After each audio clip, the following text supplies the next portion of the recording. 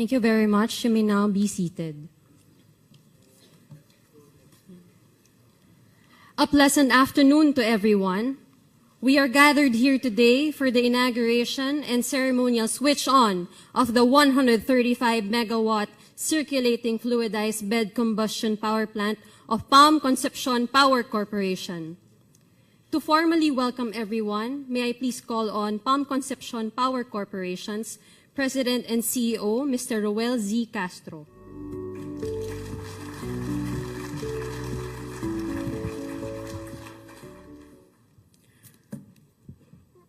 Sa atong pinalanggang nga Presidente, President Rodrigo Roa Duterte, to our distinguished guests and principals here in Malacanang, to our dedicated workers and advocates in the plant site who are watching this program on live TV coverage, maayong hapon ug hapit na gabi sa taatong tanan. In behalf of the principals, management, and staff of PAM Concepcion Power Corporation, I would like to welcome all of you to this very momentous milestone for all of us, the inauguration and ceremonial switch-on of the 135 megawatt circulating fluidized bed coal-fired power plant located in Concepcion, Iloilo. We are so privileged to hold this inauguration in no less than here in Malacanang Palace, with no less than the President of the Republic of the Philippines as our guest of honor. And we are truly honored by your presence, Mr. President. PAM Concepcion Power Corporation is a new player in the power industry, but has achieved feats that other players in the industry are trying to replicate. We take much pride in this new plant for putting together one of the most efficient steam turbine and generator from Europe, and the rest of the plant mostly coming from China. We are among the few to have used the technology with reheat, and as a consequence, we are one of the most fuel-efficient plants operating, and at the same time compliant with the stringent environmental criteria set by both local, or rather national and international agencies.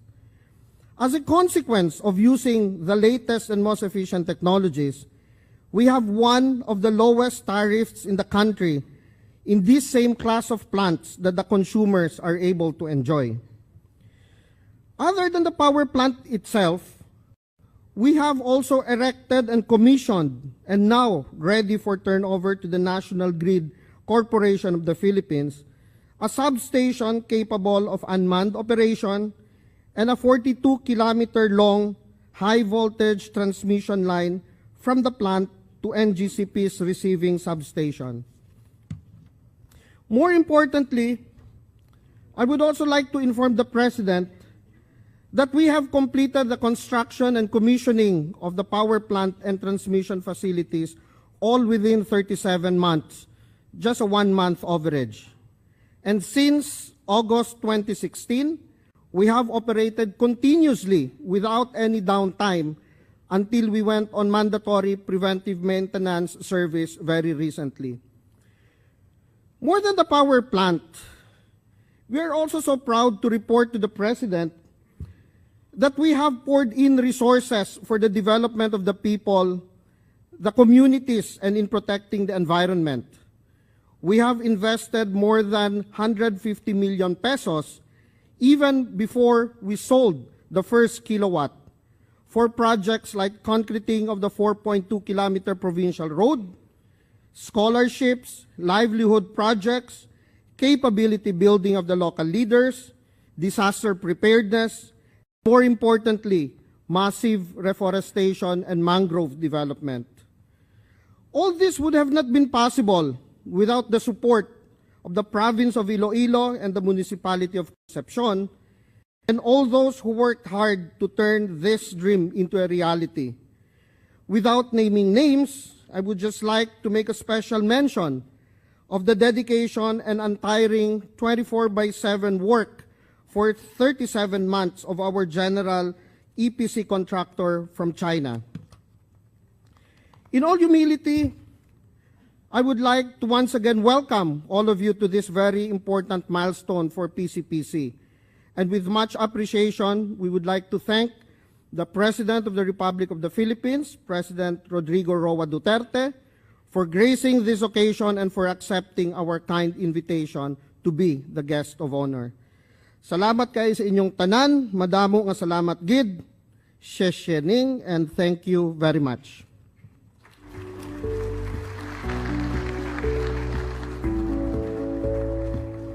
Thank you, Mr. Castro, for that inspiring welcome message. And now, may we please hear the message of PCPC Chairman Dr. Walter W. Brown on the corporation's donation for the anti-illegal drugs campaign of the Philippine government.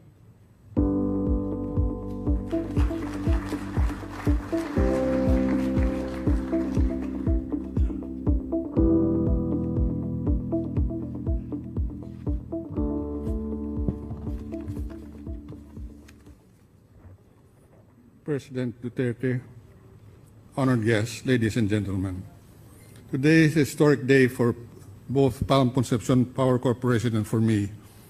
For Palm Concepcion Power Corporation, as Roel Castro pointed out, it's a great honor to have President Duterte inaugurate the plant here in Malacanang in spite of his very busy schedule.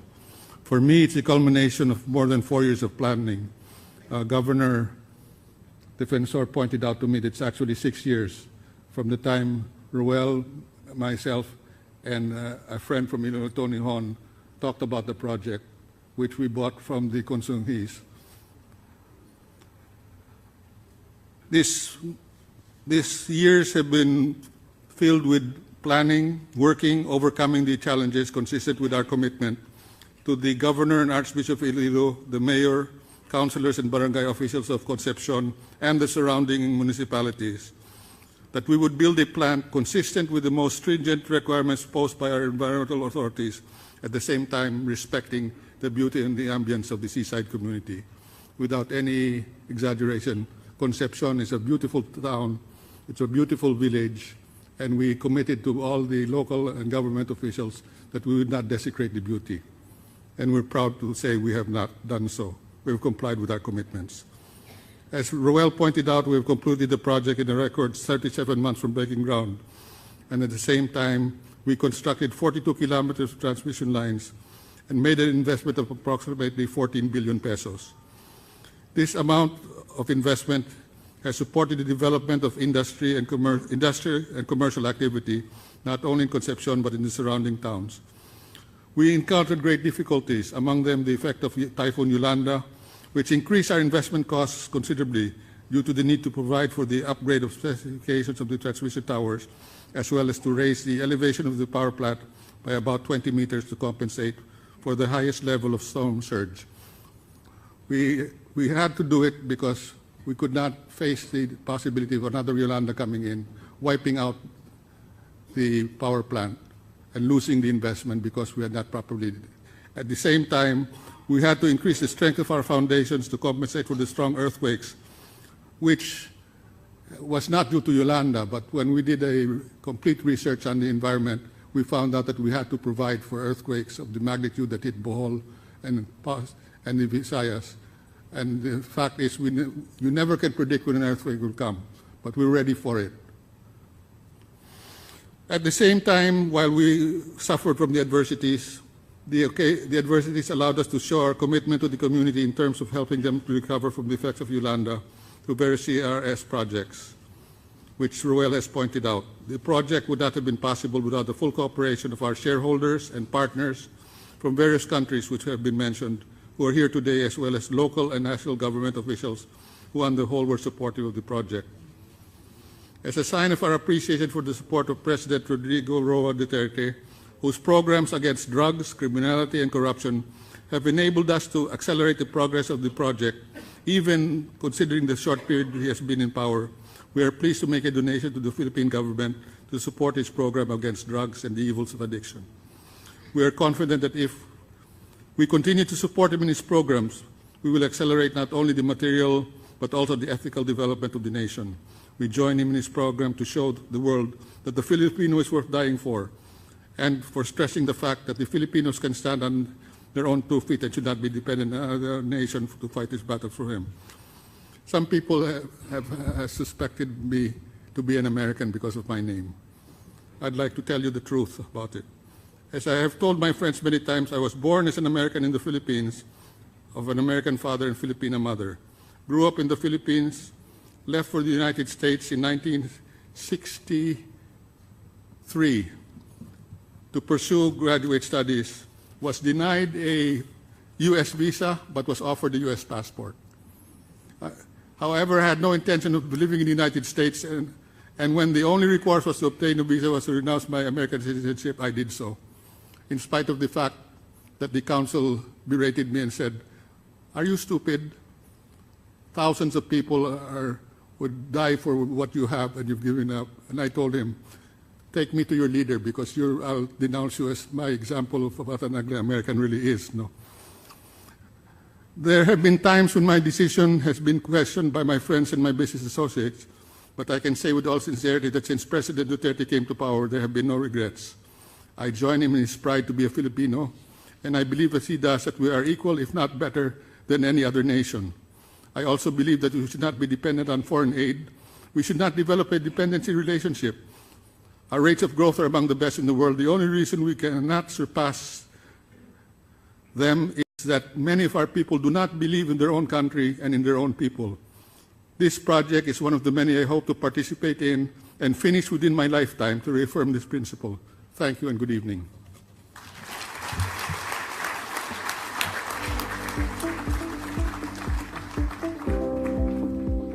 Thank you very much, Dr. Brown.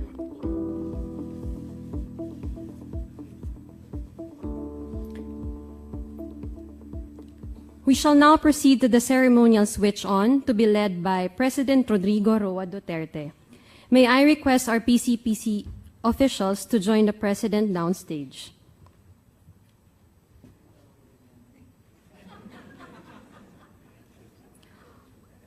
On the count of 3, please press the button. 1, 2, 3.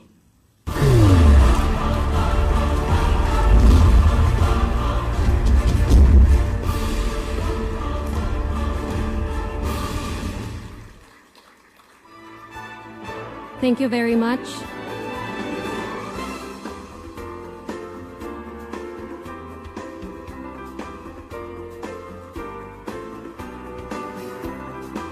And now, to introduce our distinguished speaker, may we call on Department of Energy Secretary Alfonso G. Cusi.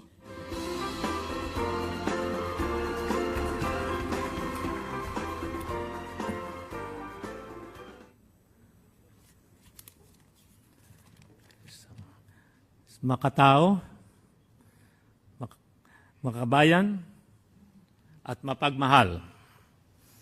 I know of no Filipino now who has expressed his love for his country and his fellow men more than this humble man, who even offers his life for the country and refuses to be addressed as His Excellency. In all humility, I introduce to you Mayor Rodrigo Roa Duterte, Pangulo ng Pilipinas.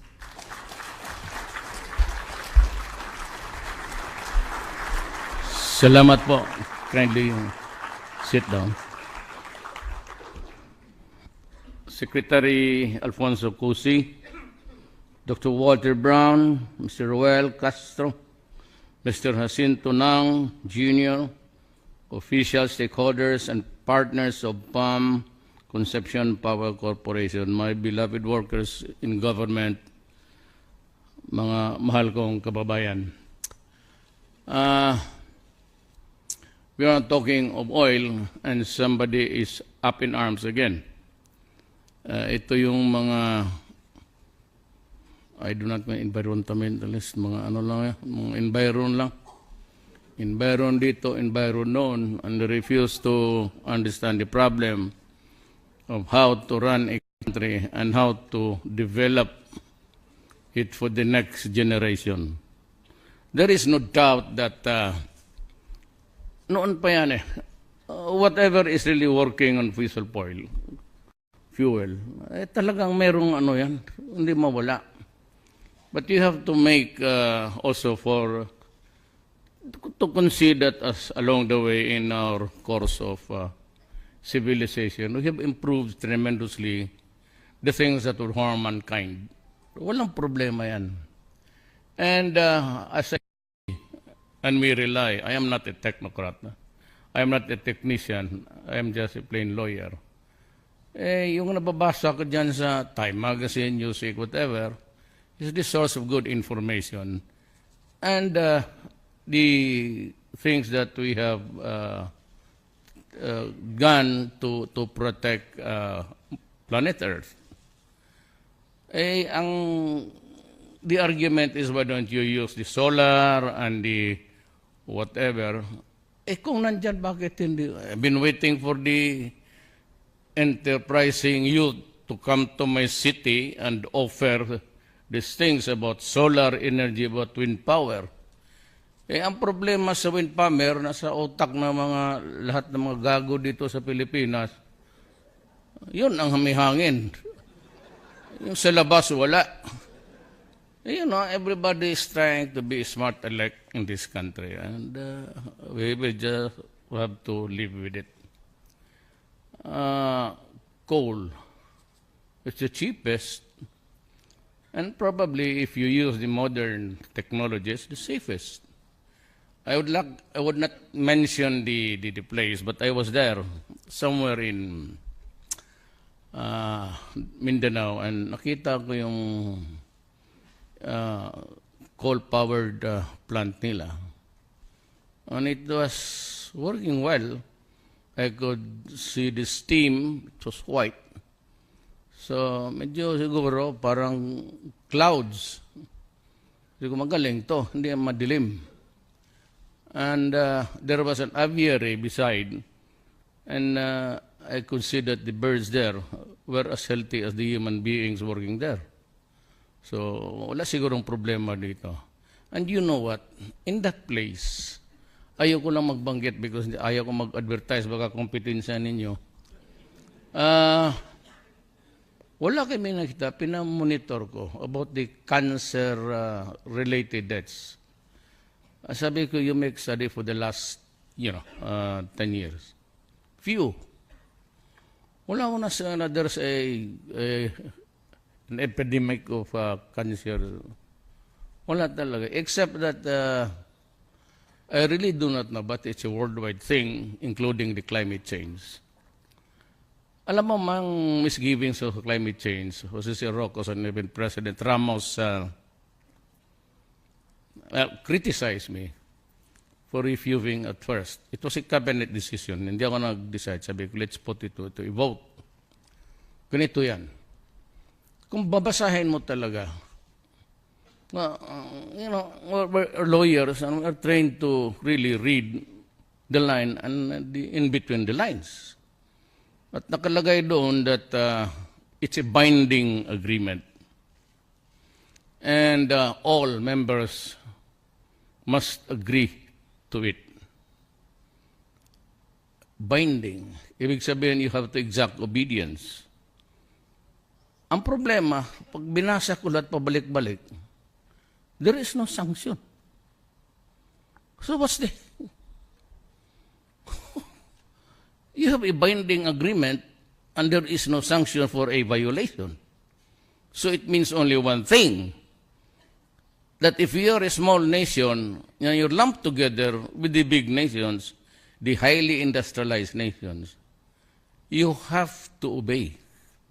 And by the time they would set the limits of emissions, yung carbon, tapos ayaw mong maniwala, or you might want to ask them for reconsideration because you're a growing nation and you're supposed to accept all that would like to do business because we need the money to advance our republic.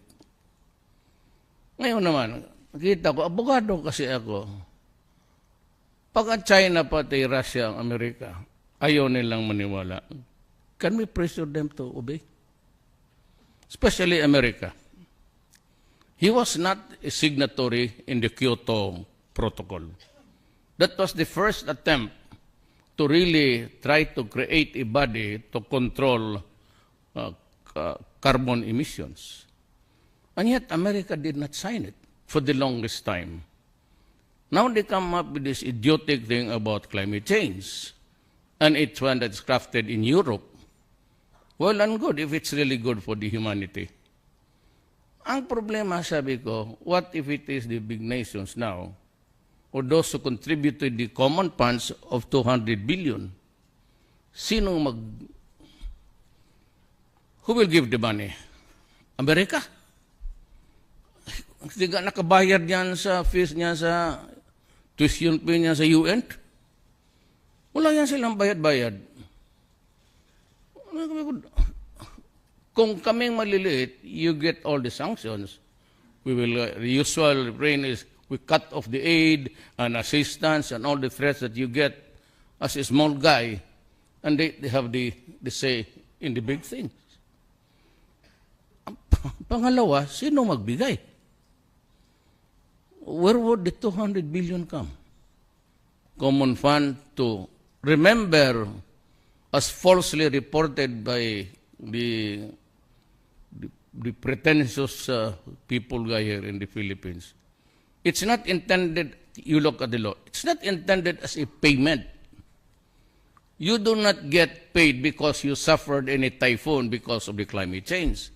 It is actually a common fund where you can borrow and start to build maybe whatever gadgets and everything that would promote the to a minimal thing, your carbon emissions.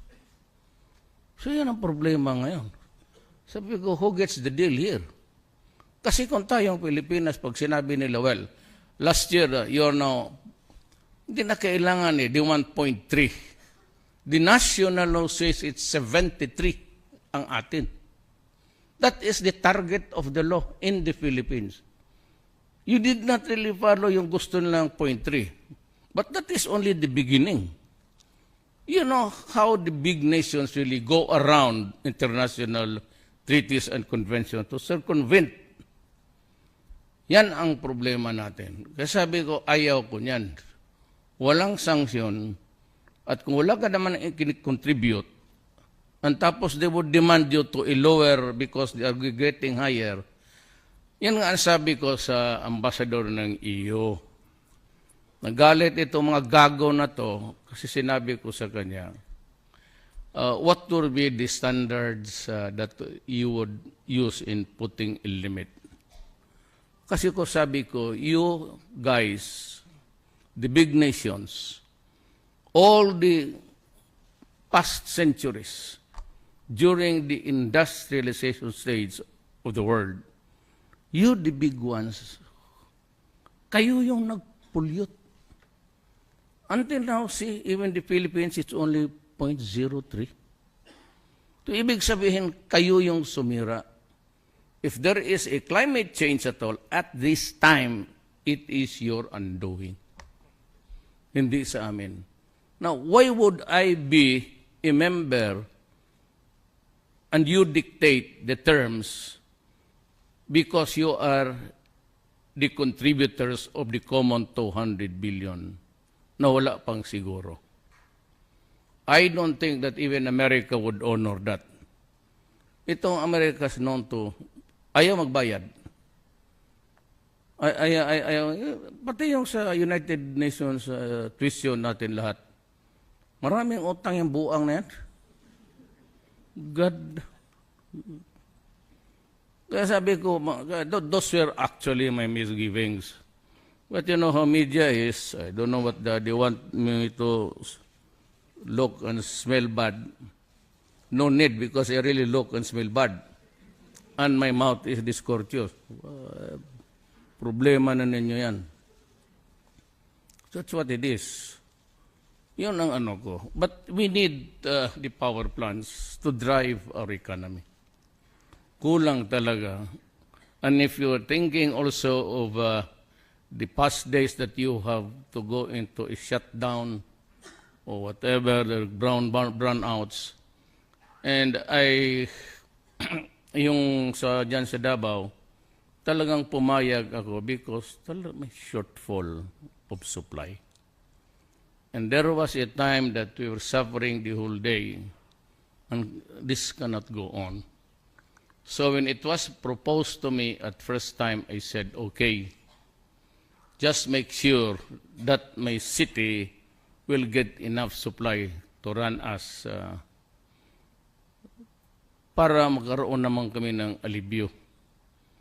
And true enough, in the days in between until now, we got ample supply. And I'm waiting for the day of Kingdom Come. Wala namang except for the typhoon. But the problem sa typhoon is that we are the window facing the Pacific. We are the first country, and if there's a warming there, a cold and hot thing combination, ang tatamaan talagang una tayo because we are in the Pacific Ocean. And we are I said, facing the first nation to be hit, aside from the Marianas and the Guam Islands. Tayo eh. But that's about it. Kaya yung Yolanda, talagang tinamaan tayo ng gusto. But once it hits a landfall, whether you like it or not, it slows down because it bumps into so many things. Landmass, mountains, and all trees. Pero no surprise to me that we had the most severe consequence. Climate change is there, maybe. I'm not sure now. But mankind should also calibrate itself. But as we go along the way, we improve on the maybe the gadgets that would really emit emissions that are harmful to human being. Ang civilization naman is active on that. There's always a parity between the effect and how you get by under science. And they call this, they do not call it anymore the inventions but the innovations of the countries as we go along the way. So wala akong problema dyan. Ang latest rokos ko lang dito sa gobyerno with itong ERC, the Energy Regulatory ERC. Alam mo, I've been trying to look at yung opisina nila, ang gastos nila. At mas marami pa yung consultants anak ng ubos ang pera ang gobyerno nito. Milking karaming consultants ninyo. Saan palang utak nito mga gagong ito yung... Ba't pa kailangan ng hundreds of consultants to... Ubus ang pera natin ito. That was really one of my misgivings. Reviewing but I was just keeping quiet until pumutok yung may namatay. But mayroon na akong naririnig. No, look guys. If I cannot trust a body that regulates the prices, kung magkano ang bayaran ni Juan de la Cruz, makakaproblema tayo dyan. If you give me a hint about corruption, and definitely just owned by a few families or ruling families dito sa Pilipinas, oligarchs, maybe not na inherited na okay lang yan. But limitado dito, tapos kayo corrupt, I will not be comfortable. So, nakita ko yung sordid record ninyo plus the questionable decisions in the past. I demanded for their signature. Ayaw nila, okay lang, good. Then I will ask Congress to abolish the positions. Then I'll just give it to the administrative body at first, then maybe we can, because it cannot be controlled by a department. It's a quasi-regulatory nga eh. It's a quasi-judicial body. Should not be under with anybody. We can recreate that immediately, maybe before the year ends. But nawala na ako ng gana doon sa ginawa nila. And it was not done in a manner that would... hindi naman ako, I'm not against providing whatever, employment or enough money for this guy to make the day. But ang problema ko dyan is if there's an abuse of authority in these powers. So if I don't trust you anymore, I cannot. Tao yung nakataya dyan eh. It's the bulk of the humankind. Huwag na masyado yung mga mayaman, kaya niya yan. Problema yung mahirap, tapos nandiyan ka, tapos corrupt ka. Magkaka-problema tayo. Now, this climate change, I really don't know what would be the result at the end of the day.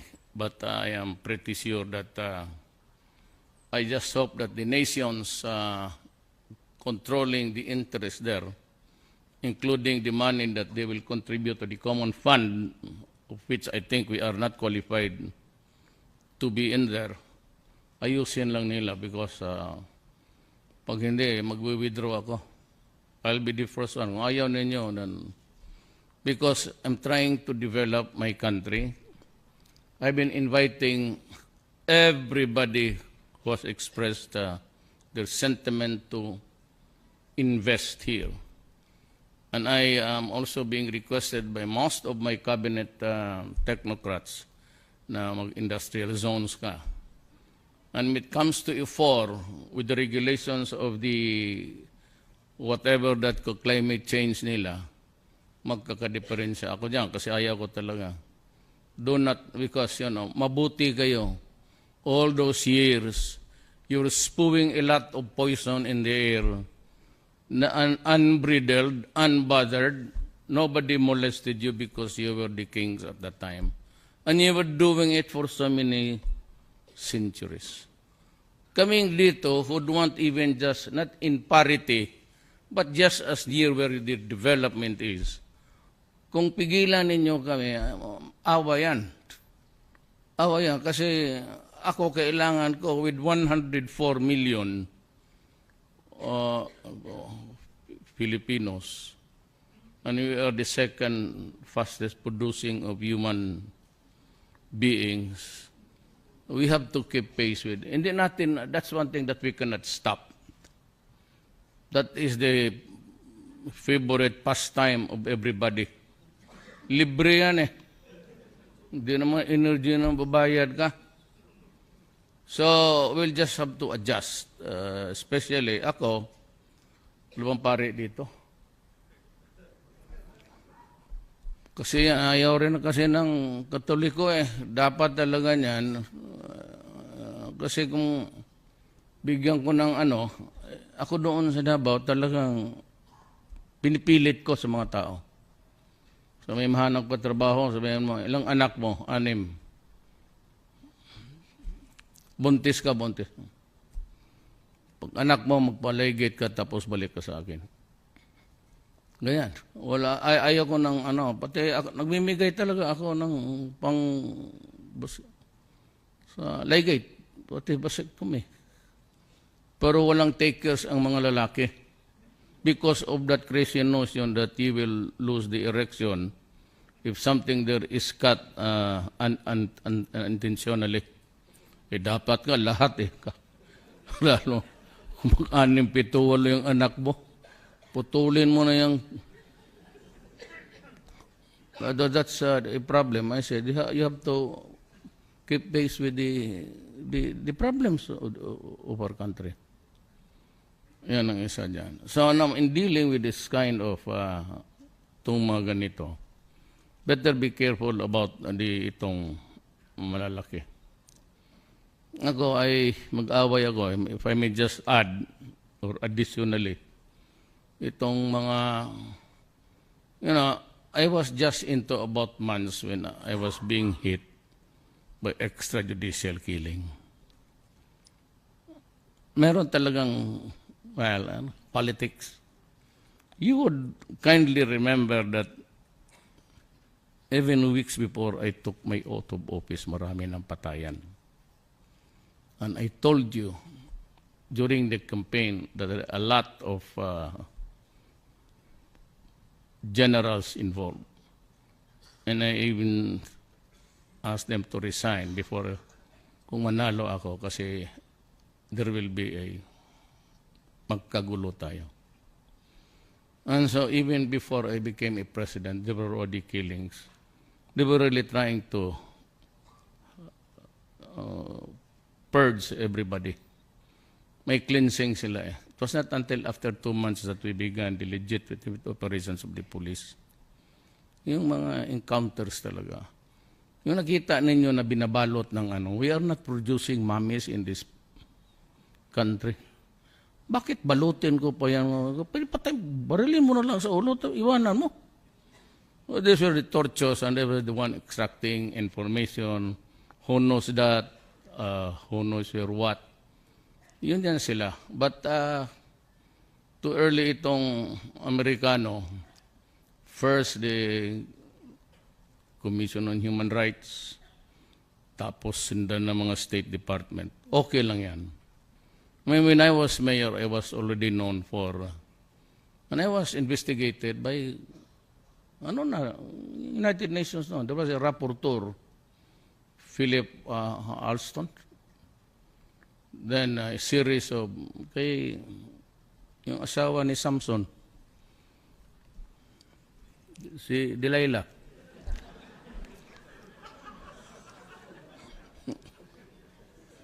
She was the human rights, she investigated me. She was the Secretary of Justice, she investigated me. She became a senator, she made the loudest noise about me. Wala. Kaya siya pala.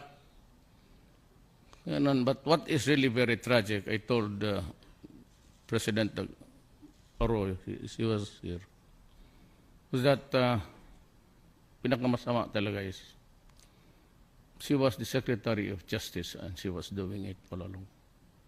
No offense intended kung believer ka kay Delilah. Pero ngayon naman sa akin, ang ayaw ko sa Amerikano is they criticize me.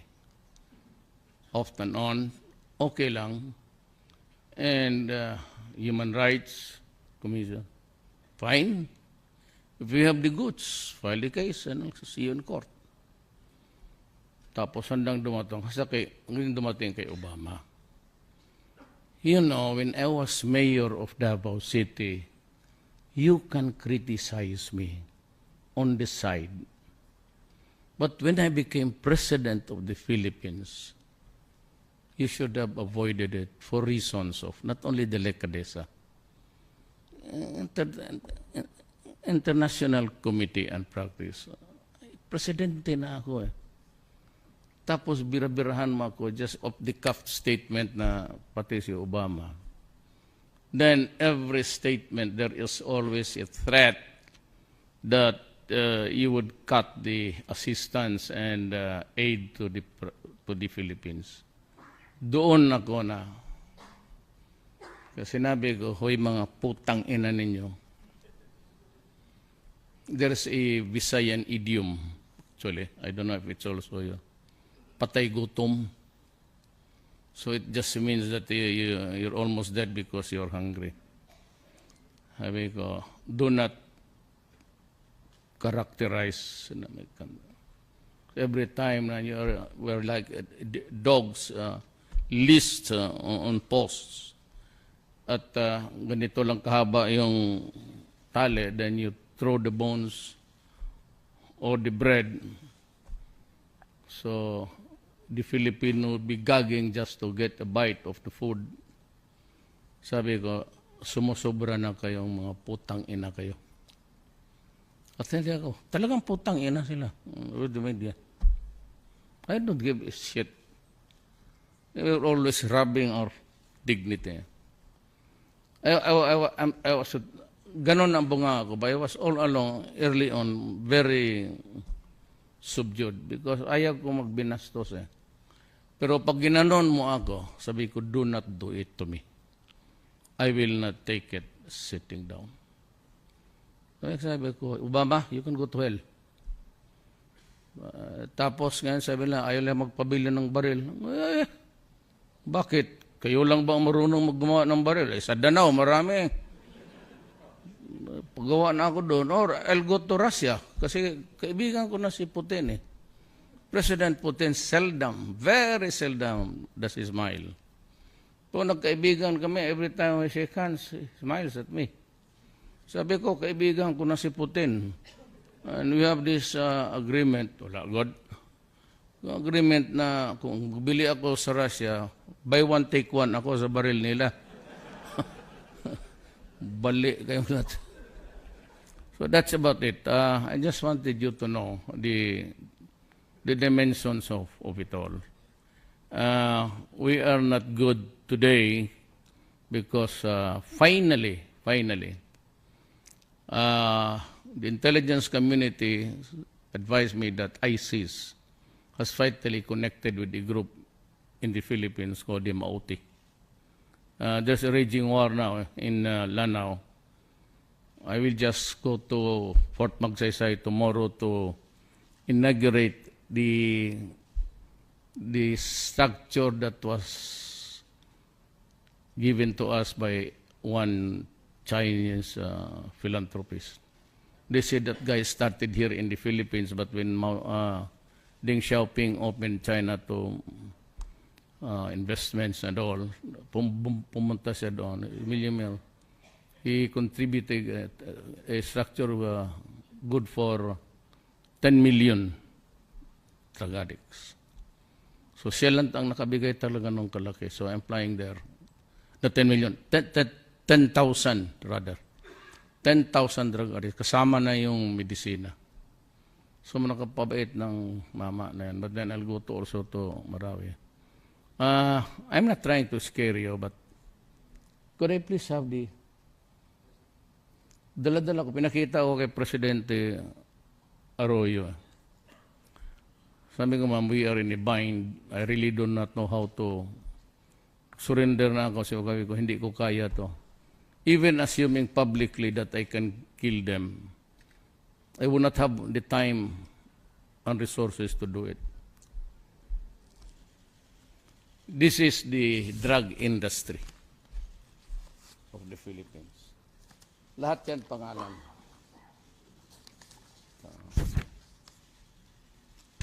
Ito, pangalan ito. Police, barangay captain, mga... It's actually a list. Gano'n ito lahat yan. Hindi naman lahat yan kasi yung iba. Because I was looking at the problem, ang standard ko kasi sa intelligence report was the standard of a lawyer. So hindi ako pwede yung nasabi doon at nasabi dito pa. Double hearsay. So nilaglag ko lang yung iba. And it's about 5,000, before you go out of this room. We were already in narco politics. In fairness to the presidents, I would not want to zero in on what particular administration. But we were already a narco politics state, given the so many thousands of policemen, municipal mayors, and mayors involved. Now, the portals of the national government to the contamination of narco politics was opened by, sadly, LIMA. Siya yung unang napunta doon sa And if you have time, you can order that book, Ion Grillo, IONGRILLO. It's online. You can buy it siguro sa... It traces the history of how narco-politics swept the entire Latin America. How it led to the destruction sila Escobar. And if you can read book, you'd say that we are kung stage, kung cancer, we are already in stage 2.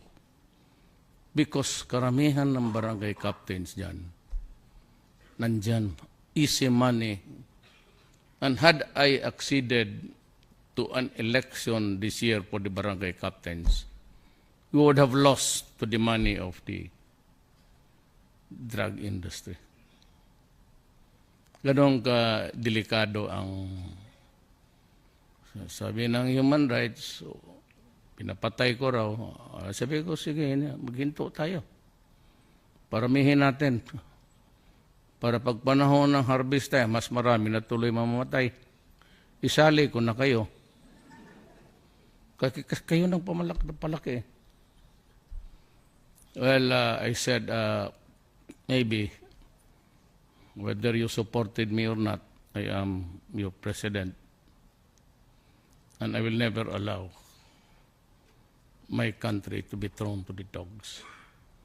That's the reason why they kept on pinning me, because I said when I was mayor, at kaya mga taga Davao alam na ninyan, I said, if you destroy my city with drugs, I will kill you. If you destroy the youth of my city, I will kill you. In the same manner that when I became president, I said, if you destroy my country, I will kill you. Make no doubt about it. If you destroy the generation of Filipinos coming up to replace us, I will kill you. Simple as that. Kung hindi maintindihan ng human rights, kung ganoon kayo kabugok, ay wala akong magawa para sa inyo. Pati yung EU, isa rin, they kept on hammering me about that statement. When is it, or when was it a crime to say, I will kill you if in protecting my country? Kailan pa naging kasalanan yung sabihin mo, pag ginalam ang bayan ko, pati yung mga anak ko, papatayin kita. Ito namang, anak ko, Diyos ko. Kaya nga sabi ko, huwag kayong maniwala dyan mga European lawyers, puro bugok yan. Asos maniwala. Dito kayong makinig sa Pilipino. Mas bright, stupid, PB, brain na like a pea. Kailan mo na takutin mo ako na ikulong mo ako? International Criminal Court. Bullshit. Ang Amerika mismo, ang nagtatakot sa akin na ipakulong ako sa International Criminal Court is not a signatory of that body. Why? Because at that time they were afraid Bush will get it. Tang mga ito, using a phrase of a charter or document na hindi naman sila signatory. Ito mo kagaguhan. Sabi ko na, gusto ko kayo murahin uli, pero wag na lang kasi I am before an audience na pardon my language. Ito talagang bastos ang bunganga ko. Nasanay ako pasensya na kayo. But next time you might want to doon lang tayo sa Vice President magpa-sword, huwag na dito kayo. Buti yan kayo mabait. The smile of Mona Lisa. So I'd like to congratulate PAM Corporation. Mr. Brown, you are as double the Filipino as you claim you are. You are a patriot. You have helped the country. Do not worry about pollution. It's always be there. It is up to our mankind to innovate and, come up with something, a good gadget that would compensate for all of these things. Because we cannot. For the life of me, we cannot abandon the sources of energy. Sun, wind, karamihan ng walang hangin sa Pilipinas, nasa politiko lahat. So ulo na lang. Well, wala. We have not enough. The cheapest way is really to have coal. Just be careful that in its operation of the enterprise, we do not get so much in trouble also with the regulators of our country. The environment, si Gina, patay ka. Gina. By the way, I reappointed her. Na-bypass siya. But I like her and she's okay, very strict. I like that. She's not corrupt. I like that. And she cannot be corrupted. I also like that. Why? Because I want my country also at least relatively safe from every predators from all sorts. Maraming salamat po.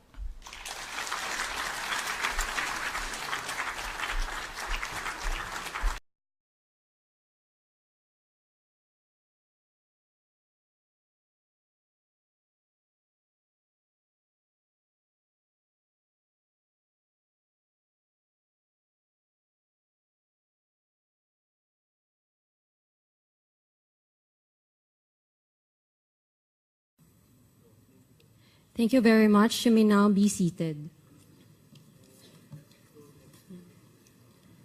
A pleasant afternoon to everyone. We are gathered here today for the inauguration and ceremonial switch on of the 135 megawatt circulating fluidized bed combustion power plant of PAM Concepcion Power Corporation.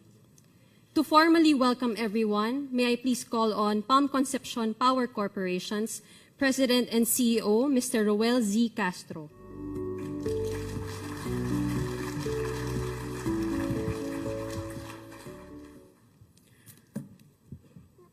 Sa atong pinalangga nga Presidente, President Rodrigo Roa Duterte, to our distinguished guests and principals here in Malacanang, to our dedicated workers and advocates in the plant site who are watching this program on live TV coverage, maayong hapon ug hapit na gabi sa taatong tanan. In behalf of the principals, management, and staff of PAM Concepcion Power Corporation, I would like to welcome all of you to this very momentous milestone for all of us, the inauguration and ceremonial switch-on of the 135 megawatt circulating fluidized bed coal-fired power plant located in Concepcion, Iloilo. We are so privileged to hold this inauguration in no less than, I'd like to inform the President that we have completed the construction and commissioning of the power plant and transmission facilities all within 37 months, just a 1-month average. And since August 2016, we have operated continuously without any downtime until we went on mandatory preventive maintenance service very recently. More than the power plant, we are also so proud to report to the President that we have poured in resources for the development of the people, the communities, and in protecting the environment. We have invested more than 150 million pesos even before we sold the first kilowatt for projects like concreting of the 4.2-kilometer provincial road, scholarships, livelihood projects, capability building of the local leaders, disaster preparedness, more importantly, massive reforestation and mangrove development. All this would have not been possible without the support of the province of Iloilo and the municipality of Concepcion, and all those who worked hard to turn this dream into a reality. Without naming names, I would just like to make a special mention of the dedication and untiring 24/7 work for 37 months of our general EPC contractor from China. In all humility, I would like to once again welcome all of you to this very important milestone for PCPC. And with much appreciation, we would like to thank the President of the Republic of the Philippines, President Rodrigo Roa Duterte, for gracing this occasion and for accepting our kind invitation to be the guest of honor. Salamat kayo sa inyong tanan, madamo nga salamat gid, sheshening, and thank you very much.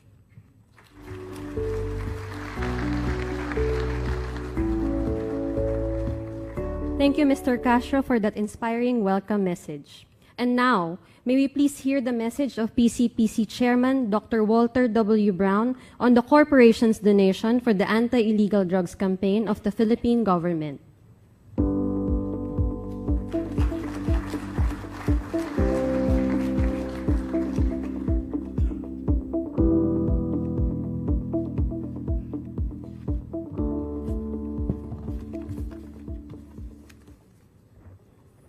President Duterte, honored guests, ladies and gentlemen. Today is a historic day for both Palm Concepcion Power Corporation and for me. For Palm Concepcion Power Corporation, as Roel Castro pointed out, it's a great honor to have President Duterte inaugurate the plant here in Malacanang in spite of his very busy schedule. For me, it's a culmination of more than 4 years of planning. Governor Defensor pointed out to me that it's actually 6 years from the time Roel, myself, and a friend from Iloilo, Tony Hon, talked about the project, which we bought from the Consunghees. This year Here in Malacanang Palace, with no less than the President of the Republic of the Philippines as our guest of honor. And we are truly honored by your presence, Mr. President. Palm Concepcion Power Corporation is a new player in the power industry, but has achieved feats that other players in the industry are trying to replicate. We take much pride in this new plant for putting together one of the most efficient steam turbine and generator from Europe, and the rest of the plant mostly coming from China. We are among the few to have used the technology with reheat, and as a consequence, we are one of the most fuel-efficient plants operating, and at the same time compliant with the stringent environmental criteria set by both local, or rather national and international agencies. As a consequence of using the latest and most efficient technologies, we have one of the lowest tariffs in the country in this same class of plants that the consumers are able to enjoy. Other than the power plant itself, we have also erected and commissioned and now ready for turnover to the National Grid Corporation of the Philippines a substation capable of unmanned operation and a 42-kilometer long high-voltage transmission line from the plant to NGCP's receiving substation. More importantly, I would also have been filled with planning, working, overcoming the challenges consistent with our commitment to the Governor and Archbishop of Iloilo, the Mayor, councilors and barangay officials of Concepcion and the surrounding municipalities, that we would build a plant consistent with the most stringent requirements posed by our environmental authorities, at the same time respecting the beauty and the ambience of the seaside community. Without any exaggeration, Concepcion is a beautiful town, it's a beautiful village, and we committed to all the local and government officials that we would not desecrate the beauty. And we're proud to say we have not done so. We've complied with our commitments. As Roel pointed out, we have concluded the project in a record 37 months from breaking ground. And at the same time, we constructed 42 kilometers of transmission lines and made an investment of approximately 14 billion pesos. This amount of investment has supported the development of industry and commercial activity, not only in Concepcion but in the surrounding towns. We encountered great difficulties, among them the effect of Typhoon Yolanda, which increased our investment costs considerably due to the need to provide for the upgrade of specifications of the transmission towers, as well as to raise the elevation of the power plant by about 20 meters to compensate for the highest level of storm surge.